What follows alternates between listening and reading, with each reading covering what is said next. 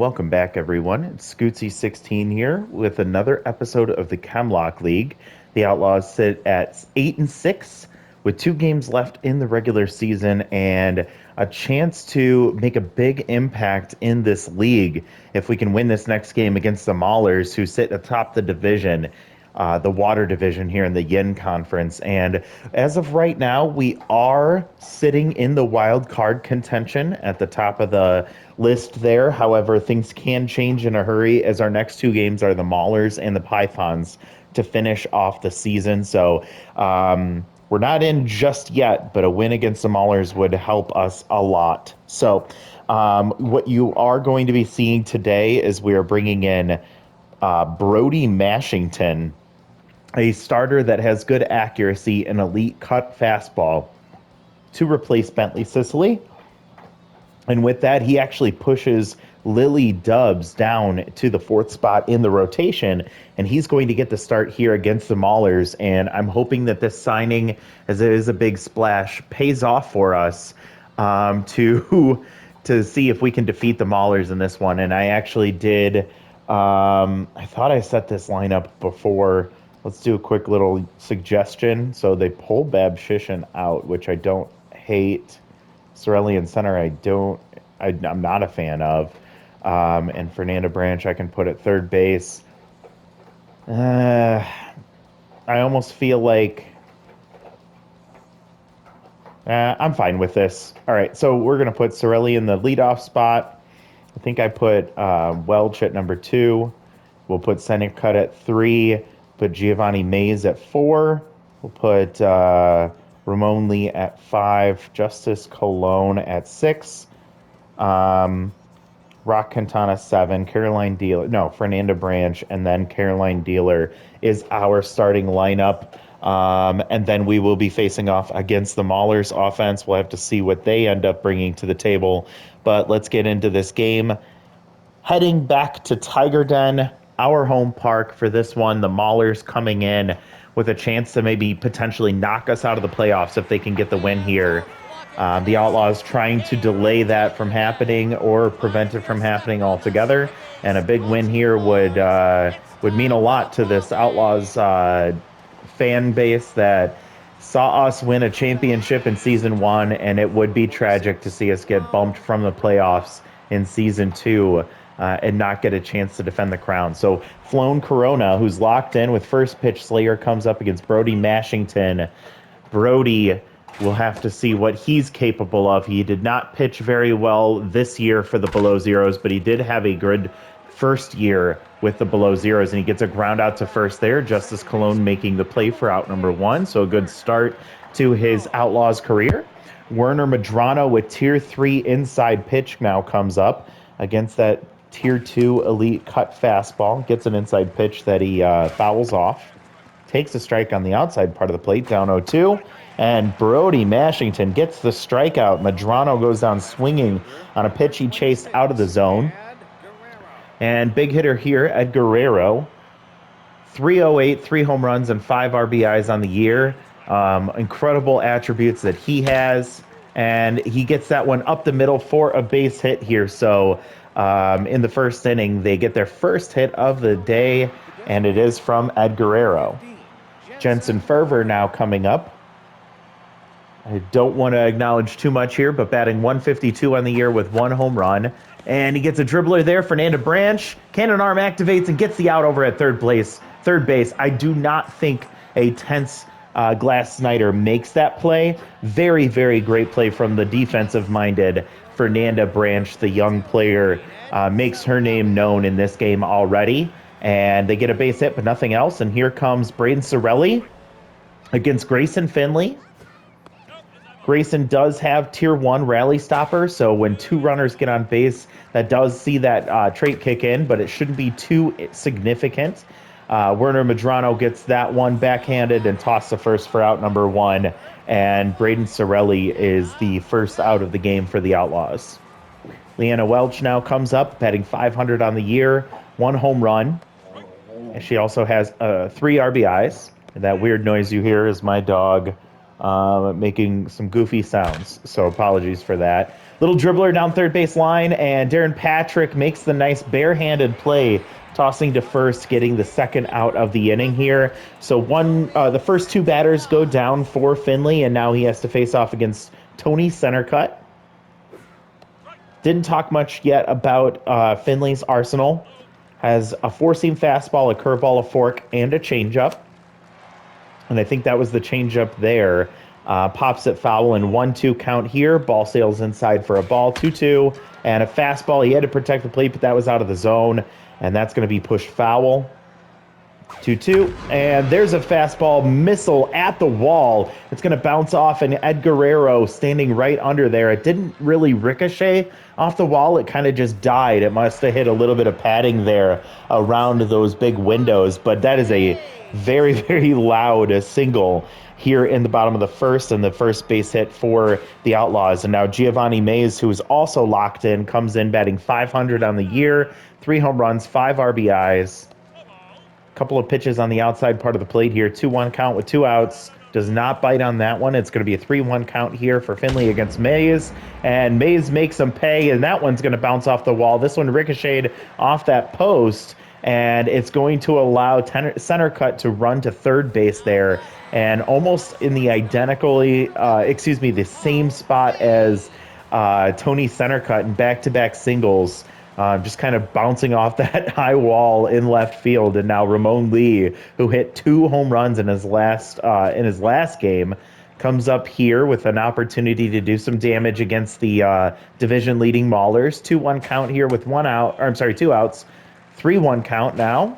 And a ground ball through the right side. The first baseman was holding Mays at first base, so he was not able to make a good play on that one. And a run scores, so Ramon Lee keeps his hot streak going. He is now he was able to hit that run in and make it a 1-0 ball game here for the Outlaws against the Maulers in the bottom of the first. And here comes Justice Colon, who's locked in against a tense Grayson Finley already here in the first inning, 25 pitches. And Justice Colon hits that one slowly to Medrano and grounds out to second to end the inning. But one run does come across from the base hit of Ramon Lee, and I don't think one run is going to do it, but that is a good start. So we head to the top of the second. Elias Hensley with a high pitch and fastball hitter activated here. And gets the fastball, sends it into deep left center field, gets underneath it as well, and that's going to bounce off the face of the second deck, and that's going to be a solo shot. Elias Hensley, you do not want to test him with those tier 3 traits. He gets his 5th home run and 13th RBI of the season, and immediately that ties the game. We're now tied at 1-1 in the top of the second. Demetrius Blacksmith now comes up. The catcher has sprinter traits, so it's tier 2, and it'll just be when he's leaving the box after he hits the ball. 1-1 count. Brody Mashington probably mad at himself after allowing that home run from Elias Hensley, and that ball blooped into shallow right field. Almost a collision there as Justice Colon was diving back for it, and Leanna Welch was able to range in and make that play. Luckily, they didn't trip over each other or collide. Seems like they're both okay, but nice play from Leanna Welch and good effort from Justice Colon. And that ball blooped into right field, but that one's going to be foul. So 1 out, 0-2 count here, and nice pitching from Mashington as he's able to recover after the mistake pitch to Elias Hensley. And here comes Darren Patrick, the third baseman, tense already. 2 outs, and it gets a first pitch curveball. It drops into the zone. Takes the ball high. And there's another strike. That one dropped in as well and does not bite on that one too far inside. 2-2 count. And Mashington gets him swinging. So a strikeout there to end the inning. But 1 run does come across on the solo shot from Elias Hensley. And it is a tied-up ball game. So if this is any indication, we might see ourselves in a situation where it's going to be a very, very interesting ball game throughout. And Rock gets an off-speed pitch to start the at-bat, but he pops it up immediately, and there's Hensley, the first baseman, catching that for out number 1. Rock Quintana continues to struggle. and we might have a potential solution for him. We'll talk about that after this ball game ends. Here comes Fernanda Branch swinging at the first pitch, but pulls it foul. And Finley, who was tense in that last inning, already recovered a bit here with his mojo. 1-2 count against Branch. Does not chase that one out of the zone. 2-2. And gets the off-speed pitch. It did drop into the zone, but she's able to pull it foul. And then gets that one past the third baseman and into left field for a base hit. One-out hit for Fernanda Branch. That passes down the line over to Caroline Dealer, batting .310, 1 home run, 6 RBIs, looking for that fastball. He may not give it to her. Oh, he does get the fastball at the bottom of the zone, and she swings at it but goes foul, and that ball gets away from Blacksmith, and even with his great arm, not able to get the runner at second. She advances, and now 1-2 count, and there's a hard hit fastball into left field and out of here. Caroline Dealer says, "I'll be your Huckleberry." She sends that one into left center field, a 2-run shot, and it is a 3-1 ball game. Nice big moment for Caroline Dealer. The rookie comes up in a big spot for her team. She gets the fastball she was looking for and punishes it to left center field. And Braden Sorelli now comes up, takes a first pitch strike. Finley is tense again, takes a second pitch strike. Tough out activates here, and almost bites at a ball high.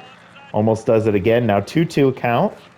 And Sorelli just frozen, takes strike 3. I don't know what he was looking at there. Very frustrating to see one of our best hitters and definitely our leadoff hitter go down looking like that. But that's 2 outs, and here comes Leanna Welch. Maybe she can do what Caroline Dealer did and echo that big fastball hit. And instead, she sends an off-speed pitch into left field corner all the way to the wall. Ed Guerrero does get to it, and that holds Welch to a single, but a big moment there as she keeps the inning alive with 2 outs, and that gives us one runner on base for Tony Centercut, and he'll have to face off against Cardboard Wildly as they do not trust Finley against Centercut. Cardboard Wildly, a 4-seam, a cutter, and a changeup. That's an elite changeup, and gets his fastball he was looking for, but unfortunately, he does not get a good barrel on it, and he pops it up to third base to end the inning. But 2 runs come across, a big home run from Caroline Dealer, and it is 3-1. Top of the third here, Mauricio Khan getting the opportunity to lead off this inning. The 9-hitter sends it into right field immediately for a base hit, and his mojo gets bumped up to locked in. And speaking of locked in, here's Flown Corona. She didn't reach base her first time up, but she is still locked in. First pitch Slayer activated here as well as a bad ball hitter. So smart move from Brody Mashington to throw a ball on that first pitch. She pops one foul for strike 1. And one low in the zone, she pops foul as well. Runner takes off, and locked in Giovanni Mays is able to get the out there at second base. Nice throw from him, and immediately turns around and sends one to center field. Nice play from Braden Sorelli, not his natural position, but he was able to read that ball well, and that is a quick 1 pitch, or I guess 2 pitches and 2 outs on the caught stealing and then line out. Here comes Werner Madrano. He is tense after striking out his last time up, still looking for an inside pitch. Doesn't get it there and is frozen on a pitch he thought was going to drop out of the zone, but it ends up staying in for strike 3. So nice 1-2-3 inning for Brody Mashington, and we will go 4, 5, 6 in the bottom of the third, starting with Giovanni Mays still locked in. Nice throw down to second base in the top of the inning, and hits that one right to Darren Patrick at third base for out number 1. So a nice hit, but right at somebody is always a frustrating experience for any batter. Here comes Ramon Lee. Got an RBI single his last time up. Hits that one off the end of the bat. Mauricio Khan gets that one over to first base for out number 2. And Justice Colon, who grounded out her last time up, gets another opportunity to stay locked in here against Cardboard Wildly. And she swings at the first pitch. That one goes straight to Mauricio Khan. And that's a quick 1-2-3 inning for the reliever as he keeps the Maulers in it just a little bit longer at the very least. So we head to the top of the fourth. We'll see 3-4-5 against Brody Mashington. He did give up a base hit to Ed Guerrero last time. First pitch strike there. And that ball out of the zone. Guerrero does have stimulated trait, so we'll have to take a look next half inning to see if that trait activates. There's about a 10% chance, I believe, of it activating, either 10 or 15%. Nice pitching from Brody Mashington as he gets him well ahead of that one, and he swings right through it for strike 3. Jensen Fervor now comes up 0 for 1 today. And Mashington trying to see if he can keep his momentum going. Gets a first pitch swing, and it's right there against the left field wall and just near the warning track. Dealer catches that for out number 2. And here comes Elias Hensley now locked in after that big solo home run that he hit his last at-bat. And he's going to look for either a high pitch or a fastball or both.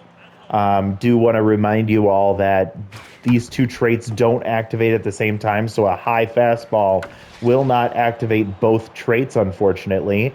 And he pops this one up into foul territory, and there's enough room for Caroline Dealer, even with that little indent in the stands, to catch that for out number 3. So 3, 4, 5 hitters go down in order, and Brody Mashington with a really nice performance through 4 innings, only giving up the 1 home run so far.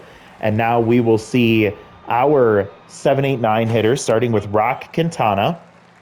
Popped out last time up. 2-0 count here to start. Wildly getting a little wild as he's 3-0. Takes a strike with a 3-0 count, which is smart, and then hits that one off-speed pitch into center field, and Flown Corona can't get to it in time, and it's going to drop right in front of her. So Rock Quintana able to get on base here in the bottom of the 4th. Fernanda Branch able to get on base her last time up, ended up scoring on the 2-run homer from Caroline Dealer, which currently is the difference in this ball game. We'll see if she can get on base once again. Batting .333 on the year with 2 RBIs, 1-1 count, and Wildly is up to 15 pitches on the day so far, and we'll see how long he ends up going. And that ball hit hard into right field. It's going to get down and into the corner. Hickman gets it, but it's going to allow the runner from first to reach third base. And Fernanda Branch now locked in herself after 2 big hits, and runners on first and third with no outs for Caroline Dealer, who already hit 1 home run today. See if she can do something big here in this moment. And Wildly does have 2 fastballs, so it could be an opportunity for her. And she's fouled off a couple of pitches here, 1-2 count. And he gets the fastball, but pops it into left field and not shallow enough. Actually, Rock Quintana is going to try it, and he's going to be getting underneath the tag. Nice throw from Ed Guerrero in left field, but it didn't have enough oomph on it. And Rock Quintana ends up scoring on the sacrifice fly from Caroline Dealer. 4-1 in the bottom of the 4th. 1 out now. Braden Sorelli, who's struck out his last time up. Let's see what he can do here. And he dribbles one slowly to shortstop, and that's going to be a double play despite the wild throw from the second baseman. Nice pick from Hensley to get that on the double play, and Braden Sorelli having a very tough one today, but luckily the rest of his team is helping pick him up. It is 4-1 as we head to the top of the 5th inning. Demetrius Blacksmith will get things started, taking a first pitch strike. Ball inside. And takes another strike here. So 1-2 count. Brody Mashington is locked in. And that ball served into left center field. It looks like it may die as Braden Sorelli is able to get over there right in that little nook and catching that for out number 1. So big moment there, as it could have been a big mistake there for Mashington, but he ends up getting the nice catch from Braden Sorelli. And now here comes Hickman. I believe she's 0 for 1. She pulls one way foul, and it gets out of play, but she did hit it hard. 1-2 count. Little hack activates tier 2. And she takes strike 3, and she's going to drop to tense mojo as Mashington is hitting his spots right now. As that's 2 outs now. Here comes tense Darren Patrick. And Mashington pitching around the zone, 50 pitches already today, but he's still only in the 5th inning. And 2-1 count here. Patrick hits one hard into left field, and it's going to go right to Caroline Dealer for out number 3. So another 1-2-3 inning for Brody Mashington in his debut here at home at the Tiger Den. And so 4-1 ball game. We head to the bottom of the 5th inning. Leanna Welch will get an opportunity again. She's 1 for 2, and that's it for the Cardboard Wildly as Reef Sandman comes in. Reef full stamina today. Gets a nice pitch there for strike 1. And, oh, man, she had the fastball but was still ahead of it. Can't time it up just yet. Gets an off-speed pitch.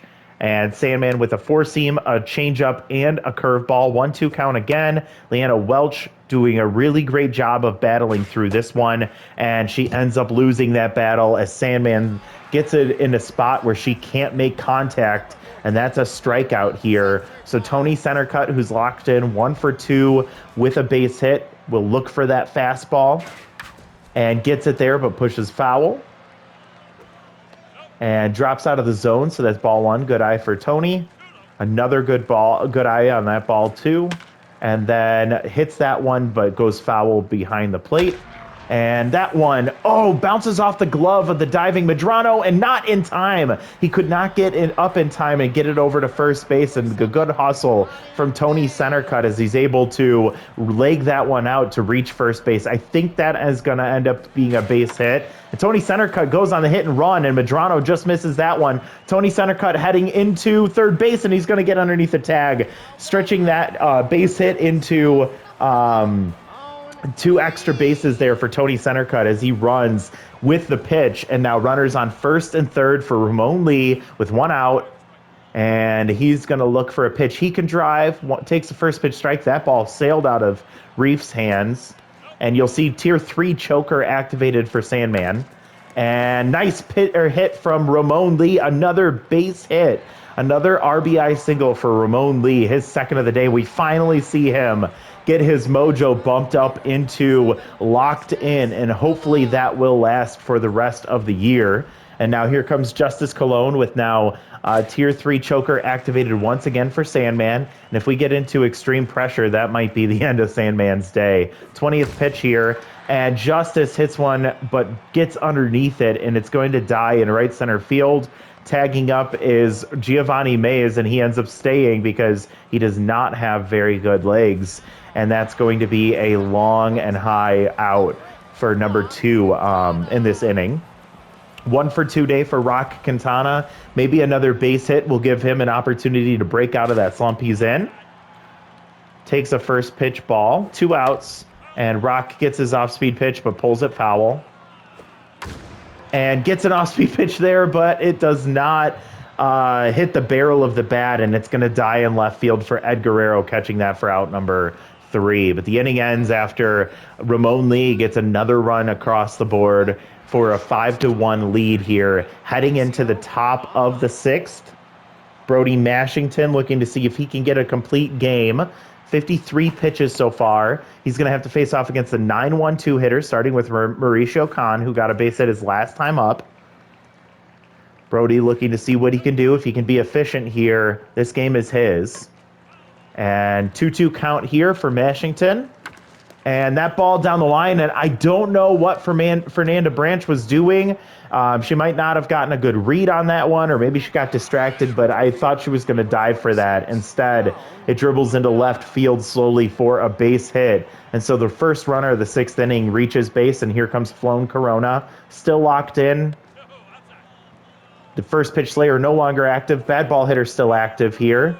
2-0 count. You have to be very careful here with Flown locked in, and 3-0 count now. Falling behind is Mashington, and that ball bounces off the glove of Giovanni Mays, and that's a 4-pitch walk for Mashington against Flown Corona. And here comes Werner Medrano, and they pull him for Pavla Kirk. We've seen this before. Pavla, our former shortstop, will now have to face off against Jacoby Maddox, who comes in to replace Brody Mashington. I think this is the right call. Gets a strike here, 1-1 count with no outs and 2 runners on.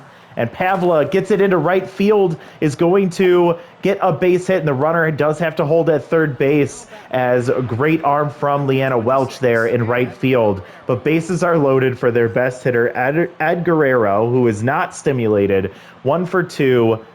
Big moment here, and that ball is going to get over the head of Rock Quintana into right center field. 1 run's going to score, another coming home. Leanna Welch gets to it and tosses it in quickly, but 2 runs score, and on the double from Ed Guerrero. And we now find ourselves in a situation where the tying run is on second base, and the potential game-winning run is at the plate right now with no outs. Dribbler to second baseman Rock Quintana has to go home with it, as there was no play at first, as that ball was hit way too slow, and the runner scores and no outs made on that one. And now here comes Elias Henley, who already has 1 home run today.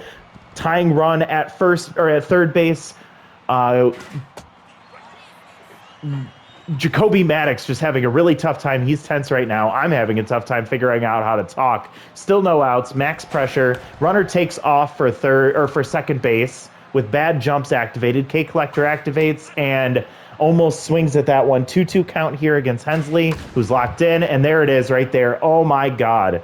Served into right center field. It hits the second deck. A 3-run shot for Elias Hensley, his second home run of the game. And they take the lead. 7-5, 6 runs in this inning alone with no outs. And Demetrius Blacksmith now coming up 0 for 2 today. Jacoby Maddox rattled, and they're going to keep him out on the mound. He gets a first pitch swinger as that one grounds out to Ramon Lee for out number 1. Branda Hickman struck out her last time up. She is currently down, or she is 0 for 2 today. Tense. Jacoby still rattled. And first pitch strike here. Little hack activates for Hickman. Gets a ball. This is absolutely dreadful. 1-2 count.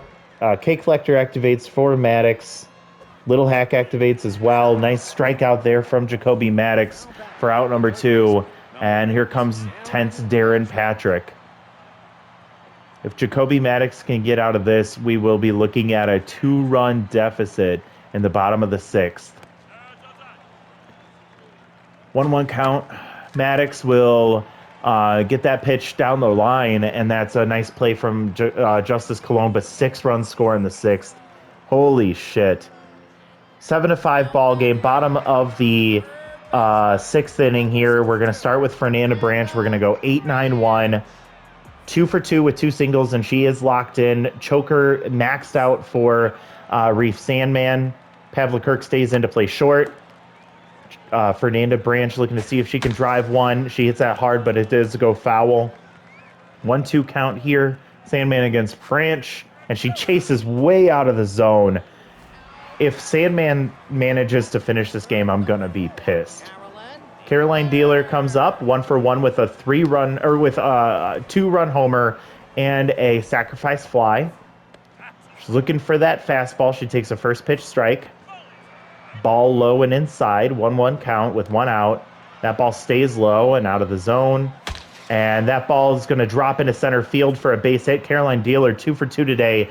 Big game from her. And the tying run will come to the plate in the form of Braden Sorelli, who's 0 for 3 today in a max pressure situation. Please keep Sandman out there. They're going to pull him for Clint Brock, who is already tense. So this may be beneficial for us. Runner staying at first base is not good speed, especially with bad jumps. Braden Sorelli swings through a strike there, 1-1 count. Does not chase that one. It's going to be a ball outside, 2-1. And Sorelli, they call that a strike. Tough out activates here, 2-2 count. And Sorelli hits that one into the left center field gap. It's going to get all the way to the wall. Dealer is heading to third base, and with base rounder activated, it allows Sorelli to get all the way to second base on the double there. So Leanna Welch 1 for 3 with a single already, 1 out, and runners on second and third. The tying run standing on second base right now. In scoring position already for Leanna Welch. She gets an off-speed pitch here, 1-1 count. Clint Brock still tense. Gets her fastball, but takes it for a strike. 1-2 now. And she has to hit that one. It hits off the glove of Clint Brock, and he's going to try and recover, but not in time. Leanna Welch hustles down the line and reaches first base safely. So 1 out, runners on the corners. The tying run is 90 feet away for Tony Centercut, who's locked in against a tense Clint Brock still. And Tony Centercut, game winner. Oh, my God. God will forgive you for that pitch, Mr. Clint Brock, but Tony Centercut will punish you. And that is the game winner, folks. Tony Centercut walks it off against the Maulers, the division-leading team. And the Outlaws are going to stay in the playoff hunt for at least one more game. What a game this was. Holy moly. It looked like we had it in our hands easily. The 6th inning just blew up in our faces, but our team did not give up, and the Outlaws come back to win this one. Just wanted to recap this one more time. We gave up 7 runs on 8 hits. Almost all of that came in the 6th inning, and then we scored 9 runs on 15 hits. Oh my goodness. So the Maulers, their offense struggled at the top of the lineup, 0 for 2 days from Flown Corona and Werner Madrano. Corona did score a run on a walk. Pavlikurt came in 1 for 1 with a run scored, so she contributed from the bench. Ed Guerrero, 2 for 3 day with 2 RBIs and a run scored. 1 for 3 day from Jensen Ferver, did score a run and get an RBI, but the big guy from the Maulers today was Elias Hensley, 2 for 3 with two home runs, 4 RBIs, 2 runs scored, and then a quiet patch of the lineup there from Blacksmith, Hickman, and Patrick. From the bottom of the order, Mauricio Khan went 2 for 2 with a run scored. For our Outlaws, we got Sorelli to pop in when we needed him the most, 1 for 4 day with a run scored. He had a big double there in the 6th inning. Leanna Welch, good day for her, 2 for 4. She got an RBI and a run scored. Tony Centercut, the guy just so good. 3 for 4, 3 runs scored, 1 home run, a 3-run homer to end this game. 2 for 3 day from Giovanni Mays, 2 for 3 from Ramon Lee with 2 RBIs.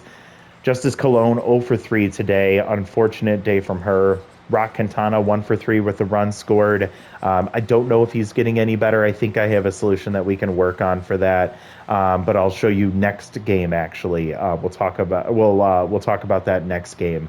Fernanda Branch, 2 for 3 with a run scored, and she struck out 1. So good day from her overall. And then Caroline Dealer from the bottom of the order, 2 for 2, 2 runs scored, a 2-run homer, and a sacrifice fly is what makes the difference there. Pitching wise, Finley didn't have a good day. Wildly didn't do much better.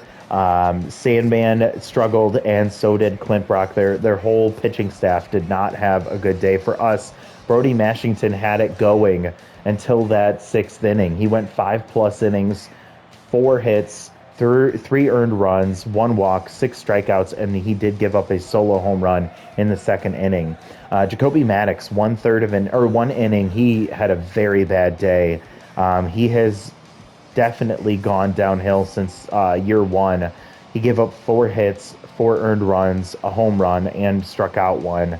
He ends up getting the win, but not one he deserves, as he did not recover for Mashington. Really unfortunate day for both of those pitchers, and for different reasons. Elias Hensley with 2 home runs today. He gets the number 1 player. Tony Centercut with the number 2, and Caroline Dealer number 3. She deserved to be on that list. Holy shit, what a game. And against the best team in our conference and in our division, that makes a huge difference. So actually, I am going to sim ahead because we will get to see our last game is going to be the last game of the season, and it's going to have a ton of implications. So let's see what happens as we fast forward, and the Maulers will win that last game. They're now 11-5.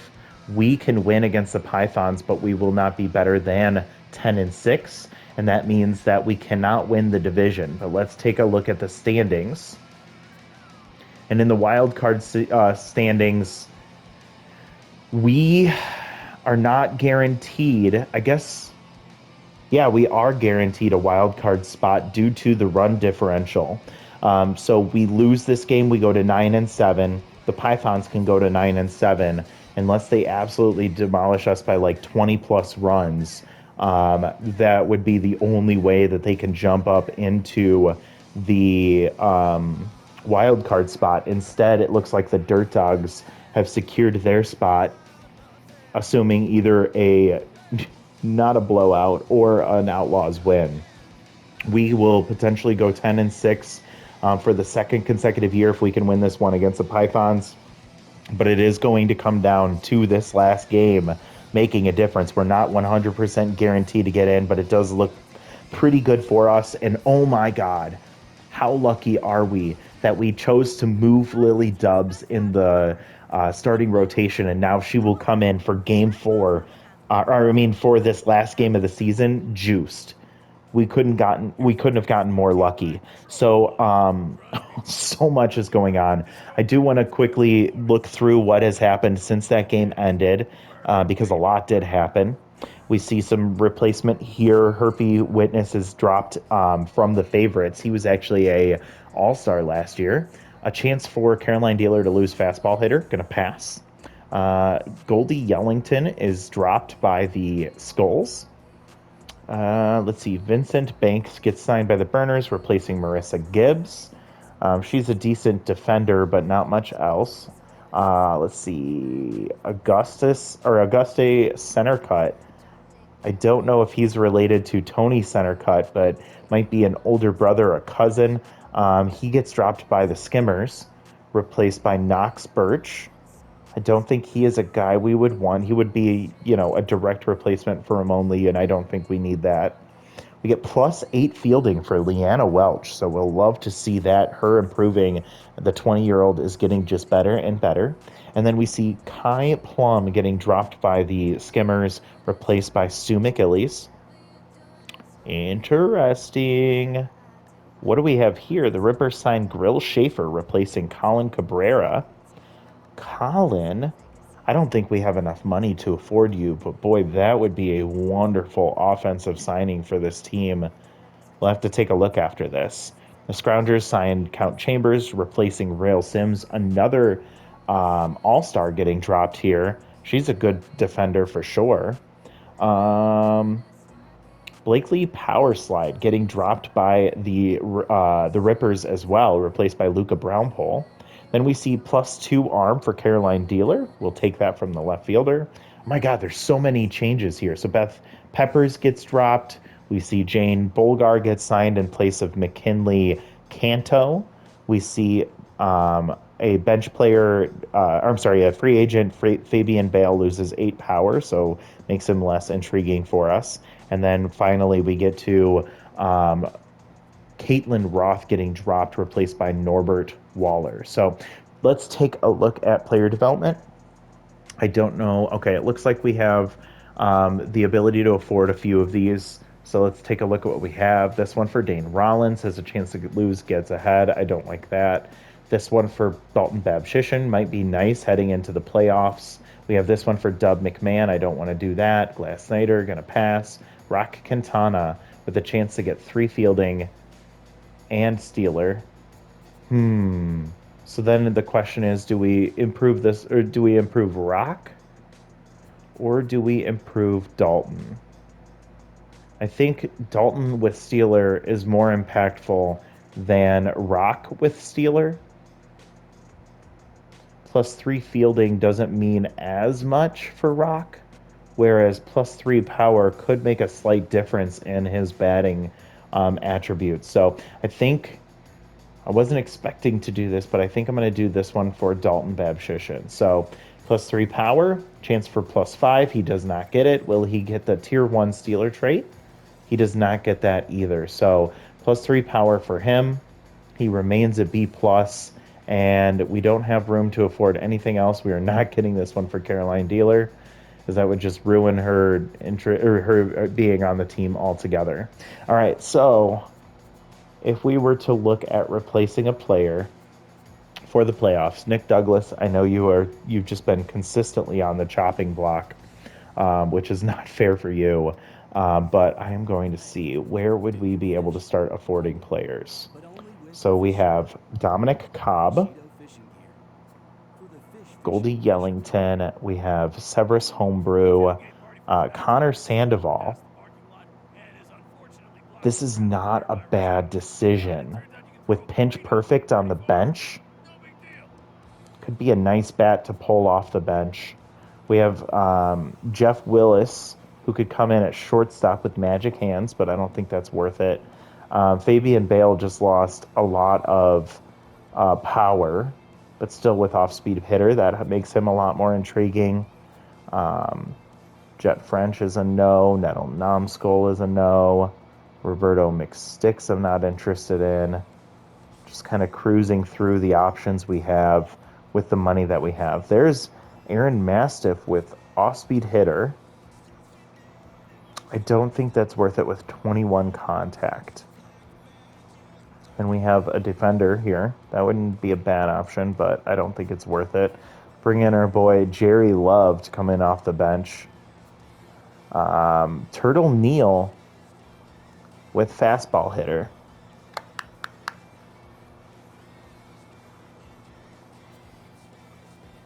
I don't know. We wouldn't be able to do that without getting rid of a scholarly player. And just doing a quick cruise through the players just to check and see. No, I don't see anything I'm interested in there. Can we replace Dub McMahon with anybody? Let's see. Where would we be able to start affording players? Here we are. Oh, yeah, that's right. We talked about Evergreen Avila being somebody we'd bring in. And we couldn't do that because of the crafty trait. Crescent Browning with Tier 3 composed, but I would also have Tier 3 easy jumps. That's concerning. We have Dominic Barton. He's a starter. The other guy we were looking at was Glover Macho Man.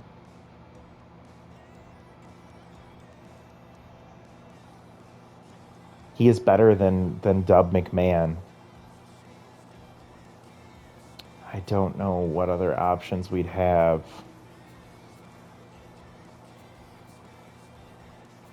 I guess the other thing we could look at is, would any of these players become available? So oh no, not Bentley. Potentially Gertie Vaughn, but that wouldn't be helpful to us. Cinnamon Muddy Water would have to drop like 3 million, 3+ million for us to be able to even look at signing her. Yeah, these other players are just way too pricey. So it would have to end up coming down to Glover Macho Man, or if we were to be able to maybe get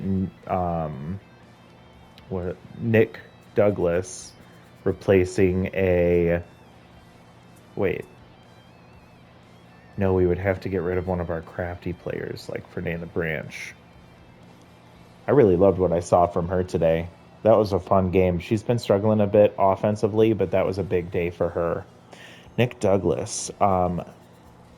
We couldn't free up more money, could we? If we brought in a cheaper player.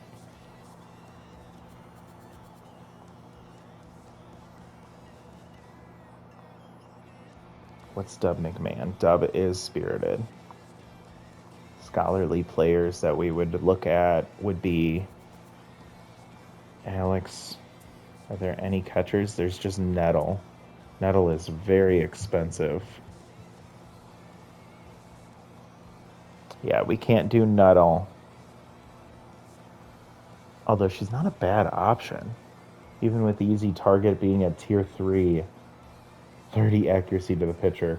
Having Ace Exterminator would be interesting for the playoffs, and that defense on the bench is not bad at all either.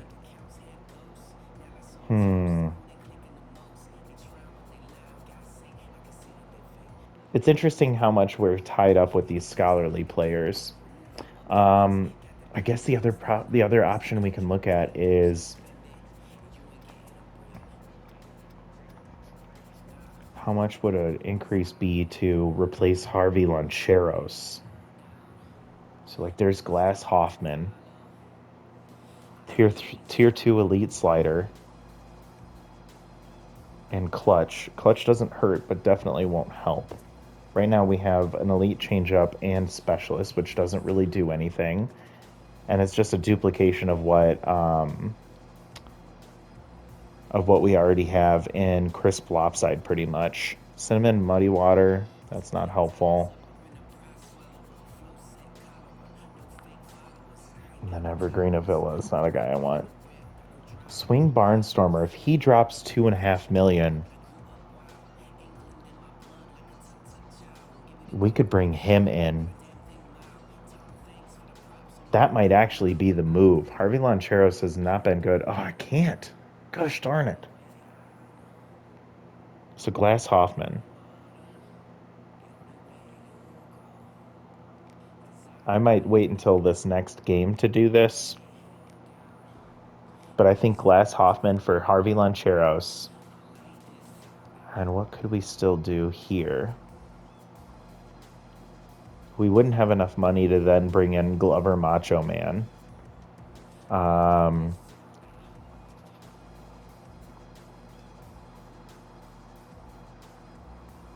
We wouldn't do that. We couldn't do that. Grant a plaintiff. See, she's not bad, but she's even more expensive than Dub and Mohammed Bull. No. No, no, no. Beth Peppers. Yeah, this sucks. I don't think I'm going to make any moves just now, but definitely have to look at this before we go into the playoffs, regardless of what the outcome of this game looks like. So, either way, just want to say thank you so much for watching. After this game, we'll take a look at league leaders. And then, just like we did after season one, before we get into the playoffs, I will do another all-star game. But thank you so much for watching. Let me know if you have any thoughts or feedback, and look forward to seeing you at the end of season two next time out. We'll talk to you all later. Have a great one. Bye, everyone.